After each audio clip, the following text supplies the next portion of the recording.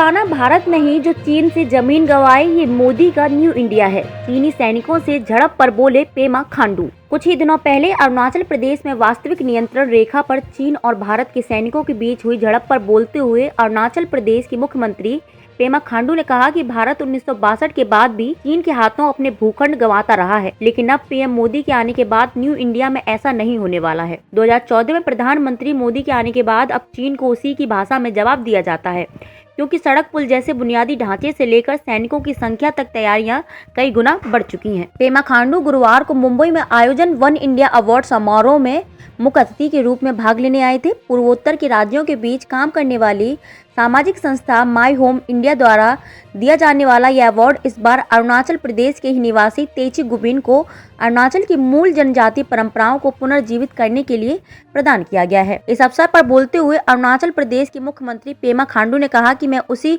Yangtze sector का विधायक हूं जहां से भारतीय व चीनी सैनिकों के बीच झड़प की खबरें आ रही हैं। यांगसी सेक्टर के विधायक एवं अरुणाचल प्रदेश के मुख्यमंत्री का आज मुंबई में होना ही इस बात का प्रमाण है कि वहां स्थितियां सामान्य है। खांडू ने आगे कहा कि 1962 में यांगसी सेक्टर में एक मेजर के साथ सिर्फ 60-70 सैनिकों की एक टुकड़ी भर रहा करती थी, जिसके कारण चीन को हमले का मौका मिला।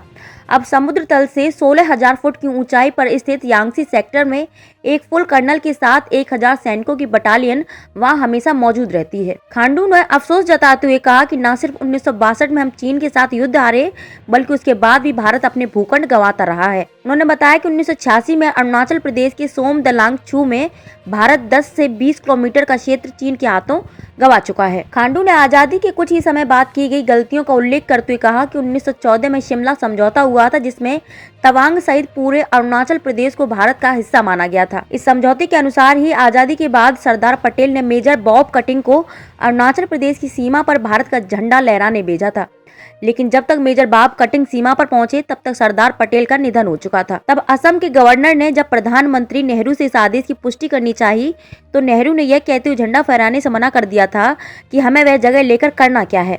नेहरू की इस टिप्पणी के बावजूद मेजर बॉब कटिंग अरुणाचल की सीमा पर भारत का झंडा फहरा कर आए, जिसके कारण आज अरुणाचल भारत का हिस्सा है।